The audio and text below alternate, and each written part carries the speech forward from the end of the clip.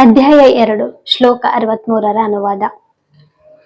ಶೋದ್ರದಿಂದ ಸಮೂಹವು ಉಂಟಾಗುತ್ತದೆ, ಸಮೂಹದಿಂದ ಸ್ಮೃತಿಯು ಭ್ರಮೆಯುಂಟಾಗುತ್ತದೆ, ಸ್ಮೃತಿ ಭ್ರಮೆಯಿಂದ ಬುದ್ಧಿನಾಶವಾಗುತ್ತದೆ, ಬುದ್ಧಿನಾಶವಾದಾಗ ಮನುಷ್ಯನು ಮತ್ತೆ ಐಹಿಕ ಪ್ರಪಂಚದಲ್ಲಿ ಮುಳುಗುತ್ತಾನೆ. ಕೃಷ್ಣರು ಹೇಳ್ತಾರೆ, ಒಂದು ಕೋಪ ಅನ್ನೋದು ನಾಶದ ಮನೆಗೆ ಹೋಗುವ ಮೊದಲ ಒಂದು ಹೆಜ್ಜೆ ಅಂತ ಹೇಳ್ತಾರೆ.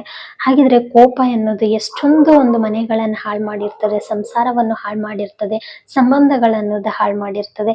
ಎಷ್ಟೋ ಒಂದು ವರ್ಷಗಟ್ಟಲೆ ಒಂದು ಸಂಬಂಧವನ್ನು ಉಳಿಸ್ಕೊಂಡು ಬಂದಿರ್ತೀವಿ. ಈ ಕೋಪ ಎನ್ನುವುದು ನಮಗೆ ಒಂದು ಹಿಡಿತದಲ್ಲಿ ಇರಲ್ಲ, ಹಾಗಾಗಿ ನಾವು ಸಂಬಂಧಗಳ ಒಂದು ಕಳೆದುಕೊಂಡಿರ್ತೇವೆ. ಯಾವ ರೀತಿಯಾಗಿ ಅಂತ ಹೇಳಿ ಬನ್ನಿ ಉದಾಹರಣೆ ಮುಖಾಂತರ ತಿಳಿದುಕೊಳ್ಳೋಣ. ಕೋಪ ಎನ್ನುವುದು ಸಾಮಾನ್ಯವಾಗಿ ಎಲ್ರಿಗೂ ಕೂಡ ಬರ್ತದೆ, ಯಾವುದೇ ಒಬ್ಬ ಮನುಷ್ಯನಲ್ಲಿ ಬರಲ್ಲ ಅಂತ ಇಲ್ಲ. ಅವನ ಒಂದು ವಿರುದ್ಧವಾಗಿ ಅಥವಾ ಅವನಿಗೆ ಒಂದು ಇಷ್ಟ ಇಲ್ಲದಂತಹದ್ದು ಏನಾದ್ರೂ ಮಾಡಿದ್ರೆ ಸಾಮಾನ್ಯವಾಗಿ ಪ್ರತಿಯೊಬ್ಬರಿಗೂ ಕೂಡ ಕೋಪ ಬಂದೇ ಬರ್ತದೆ. ಕೆಲವರಲ್ಲಿ ಅದು ಅತಿ ವಿರಳವಾಗಿ ಆದಷ್ಟು ಬೇಗನೆ ಬಂದ್ರೆ, ಇನ್ನು ಕೆಲವರಲ್ಲಿ ಅದು ಆದಷ್ಟು ಒಂದು ಸಮಯ ತೆಗೆದುಕೊಂಡು ಬರ್ತದೆ. ಆದ್ರೆ ಬಂದ ಕೋಪ ಅನ್ನೋದು ತುಂಬಾ ಒಂದು 100 ಸ್ಪೀಡಲ್ಲಿ ಅಂತ ಹೇಳ್ತೇವಲ್ಲ, ಆ ರೀತಿಯಾಗಿರ್ತದೆ. ಕೋಪ ಬಂದಾಗ ನಾವು ಏನ್ ಮಾಡಿರ್ತೇವೆ ಅಂತ ಹೇಳಿದ್ರೆ, ಎದುರಲ್ಲಿ ಯಾರು ಸಿಕ್ಕಿರ್ತಾರೆ ಅವ್ರ ಜೊತೆ ನಮಗೆ ಜಗಳ ಆಗಿದ್ರು ಕೂಡ ಅವರಿಗೊಂದು ಬೈಬೋದು, ಅತಿ ಕೋಪ ಬಂದ್ರೆ ಹೊಡಿಬೋದು, ಜಗಳಗಳಾಗ್ಬೋದು, ಅಥವಾ ಅವ್ರ ಮೇಲೆ ಇನ್ಯಾವುದೋ ರೀತಿಯ ಒಂದು ಕ್ರೋಧವನ್ನು ಮಾಡ್ಬೋದು. ಅಷ್ಟೇ ಅಲ್ಲದೆ ಕೆಟ್ಟ ಮಾತುಗಳಿಂದ ಬೈಬೋದು, ಅಥವಾ ಬೇಡಾದ ವಿಚಾರವನ್ನು ತೆಗೆಯುವುದು, ಹಳೇದು ಯಾವುದೋ ಒಂದು ಘಟನೆ ಇರ್ತದೆ ಅದನ್ನು ಮತ್ತೆ ತೆಗೆಯೋದು, ಅಥವಾ ಅದರಿಂದ ಅವರಿಗೆ ನೋವುಂಟು ಮಾಡೋದು. ಈ ರೀತಿಯಾಗಿ ಕೋಪ ಬಂದಾಗ ನಮ್ಮ ಮನಸ್ಸೆನ್ನುವುದು ಕಂಟ್ರೋಲ್ ಅಲ್ಲಿರಲ್ಲ, ಹೊರತಾಗಿ ಕೋಪದ ಕೈಯಲ್ಲಿ ನಾವು ಕೊಟ್ಟಿರ್ತೇವೆ. ಅದೆಷ್ಟೋ ಜನಗಳಿಗೆ ಇದು ಸಾಮಾನ್ಯವಾಗಿ ಪ್ರತಿನಿತ್ಯ ಕೂಡ ಎಲ್ಲರ ಮನೇಲಿ ಆಗುವಂಥದ್ದು. ಕೆಲವರು ಅದನ್ನು ಕಂಟ್ರೋಲ್ ಮಾಡ್ತಾರೆ, ಇನ್ನು ಕೆಲವರು ಅದನ್ನು ಇನ್ನೊಬ್ಬರ ಮೇಲೆ ಹಾಕಿ ಬಿಡ್ತಾರೆ. ಈ ಕೋಪ ಎನ್ನುವುದು ಒಂದು ನಾಶದ ಮನೆಗೆ ಹೋಗುವ ಮೊದಲ ಹೆಜ್ಜೆ ಅಂತ ಹೇಳಿ ಶ್ರೀಕೃಷ್ಣರು ಹೇಳ್ತಿದ್ದಾರೆ. ಹೌದು, ನಿಜ ಅಲ್ವಾ? ಅದೆಷ್ಟು ಒಂದು ಗಂಡ ಆಗ್ಲಿ ಹೆಣ್ಣು ಆಗ್ಲಿ ಅಥವಾ ಒಂದು ಯಾವುದೇ ವ್ಯಕ್ತಿ ಆಗ್ಲಿ ಒಂದು ಕೋಪ ಬಂದಾಗ ಒಂದು ಶಾಂತವಾಗಿರ್ಬೇಕು, ಹೊರತು ಯಾರೊಟ್ಟಿಗೆ ಕೂಡ ಮಾತನಾಡದೆ ಒಂದು ಸಮಯ ತೆಗೆದುಕೊಂಡು ಮಾತಾಡ್ಬೇಕು. ಯಾಕಂತ ಹೇಳಿದ್ರೆ ಕೋಪದಲ್ಲಿ ನಾವು ಏನೇ ಮಾಡಿದ್ರು ಕೂಡ ಮತ್ತೆ ಬರುವುದಿಲ್ಲ, ನಾವು ಆಡಿದಂತಹ ಮಾತುಗಳು ಮತ್ತೆ ತೆಗೆದುಕೊಳ್ಳಿಕ್ಕೆ ಸಾಧ್ಯನೇ ಇಲ್ಲ. ಹಾಗಾಗಿ ಕೋಪ ಬಂದಾಗ ಯಾವ ರೀತಿಯಾಗಿ ಮಾತಾಡ್ಬೇಕು, ಬೇಡವಾದ ಮಾತುಗಳು ಕೊಂಕು ಮಾತಾಡಿ ಇನ್ನೊಬ್ಬರ ಒಂದು ಮನಸ್ಸಿಗೆ ನೋವುಂಟು ಮಾಡುವುದು ಅದು ಒಂದು ತಪ್ಪು ಅಂತಾನೆ ಹೇಳ್ಬೋದು. ಹಾಗಾಗಿ ನಮಗೆ ಕೋಪ ಬಂದಾಗ ಅದನ್ನು ನಿಯಂತ್ರಿಸುವ ಒಂದು ಶಕ್ತಿ ಕೂಡ ನಮ್ಮಲ್ಲಿರ್ಬೇಕು, ಹೊರತಾಗಿ ಇನ್ನೊಬ್ಬರ ಮೇಲೆ ಅದನ್ನು ಹಾಕಿ ನಮ್ಮ ಕೋಪವನ್ನು ತಣ್ಣಗೆ ಮಾಡಿಸ್ಕೊಳ್ಳೋದು ಅದು ತಪ್ಪು ಕಲ್ಪನೆ ಅಥವಾ ತಪ್ಪು ದಾರಿ ಅಂತ ಹೇಳ್ಬೋದು. ಕೋಪ ಬಂದಾಗ ನಾವು ಯಾರ ಮಾತು ಕೇಳುವುದಿಲ್ಲ, ನಡೆದದ್ದು ಆದದ್ದು ಅಥವಾ ಏನೇ ಆದ್ರೂ ಕೂಡ ನಾವು ಅದನ್ನು ತೆಗೆದುಕೊಳ್ಳುವಂತಹ ಸಂದರ್ಭದಲ್ಲಿ ನಾವು ಇರುವುದಿಲ್ಲ, ಹೊರತಾಗಿ ನಮ್ಮದೇ ಏನ್ ನಡೀತಿದೆ ಅನ್ನೋದೇ ಗೊತ್ತಿರುವುದಿಲ್ಲ, ಅಥವಾ ಏನ್ ನೋಡ್ತಾ ಇದ್ದೀನಿ, ಏನ್ ಮಾಡ್ತಾ ಇದ್ದೀನಿ ಅಥವಾ ಏನೇ ಅನ್ನೋದನ್ನೇ ಅರಿವಿರುವುದಿಲ್ಲ. ಈ ಕುಡಿದಾಗ ನಶೆ ಇರಿದಾಗ ಯಾವ ರೀತಿ ವ್ಯಕ್ತಿ ಇರ್ತಾನೆ ನೋಡಿ, ಅದೇ ರೀತಿಯಾಗಿ ಕೋಪ ಬಂದಾಗಿರ್ತದೆ.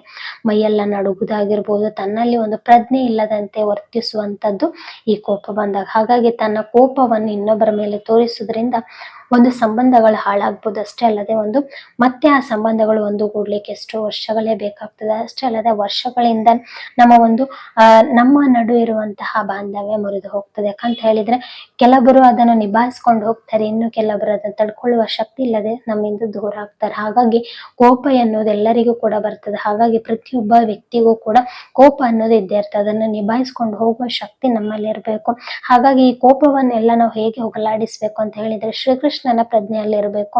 ಯಾವಾಗ ನಾವು ಒಂದು ಭಜನೆ, ಪ್ರಾರ್ಥನೆ ಅಥವಾ ಒಂದು ಧ್ಯಾನ, ಯೋಗ ಅಥವಾ ಒಂದು ಮೆಡಿಟೇಷನ್ ಅನ್ನೋದನ್ನ ಏನು ಮಾಡ್ತೇವೆ, ಆಗ ನಮ್ಮ ಒಂದು ಸಂಪೂರ್ಣ ನಮ್ಮ ದೇಹ ಒಂದು ಸ್ಥಿರಕ್ಕೆ ಬರ್ತದೆ. ಅಷ್ಟೇ ಅಲ್ಲದೆ ನಮ್ಮಲ್ಲಿ ಒಂದು ಶಾಂತಿಯ ಅನುಭವ ಉಂಟಾಗ್ತದೆ. ಯಾಕಂತ ಹೇಳಿದ್ರೆ ಇದನ್ನು ಮಾಡಿ ನೋಡಿ, ಯಾರು ಹೇಳ್ತಾರೆ ಒಂದು ಅಡ್ವರ್ಟೈಸ್ಮೆಂಟಿಗೆ ಅಥವಾ ಹೀಗೆ ಅಂತ ಹೇಳಿ ಅನ್ಕೋಬೇಡಿ. ಯಾಕಂತ ಹೇಳಿದ್ರೆ ಎಲ್ಲರೂ ಕೂಡ ಹೇಳುದು ತಪ್ಪಾಗಿರುವುದಿಲ್ಲ. ಎಲ್ಲೋ 1000ದಲ್ಲಿ ಒಬ್ಬ ಹೇಳ್ತಿದ್ದಾರೆ ಅಂತ ಹೇಳಿದ್ರೆ ಅದು ತಪ್ಪಾಗಿರ್ಬೋದು.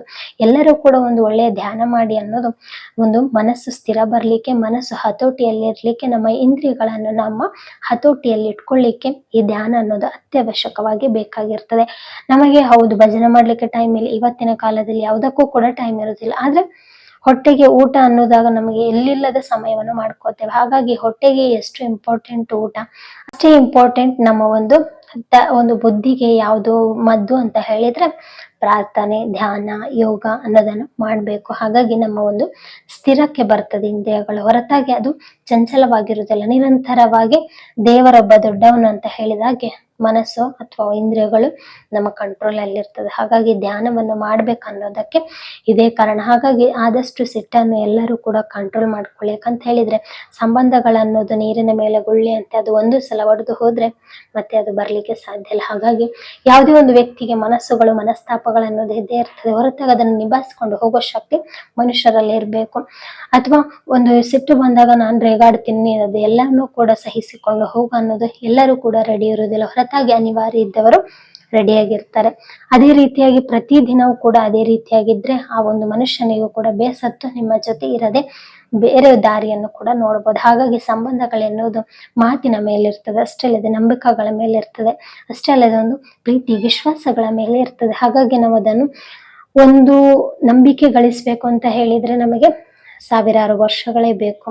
ಅದೇ ನಂಬಿಕೆ ನಾವು ಕಳ್ಕೋಬೇಕು ಅಂತ ಹೇಳಿದ್ರೆ ಕ್ಷಣಾರ್ಧದಲ್ಲಿ ನಾವು ಕಳ್ಕೊಳ್ಬಹುದು. ಹಾಗಾಗಿ ನಂಬಿಕೆ ಅನ್ನೋದು ಅತ್ಯಗತ್ಯವಾಗಿ ಪ್ರತಿಯೊಬ್ಬ ಗಂಡ ಹೆಂಡತಿ ಅಂತಲ್ಲ, ಎಷ್ಟೋ ಸಂಬಂಧಗಳು, ಫ್ರೆಂಡ್ಶಿಪ್ ಆಗಿರ್ಬೋದು ಅಥವಾ ಒಂದು ಯಾವುದೇ ರೀತಿ ಆಗಿರ್ಬೋದು, ನಂಬಿಕೆ ಅನ್ನೋದು ಅತ್ಯಗತ್ಯವಾಗಿರ್ತದೆ.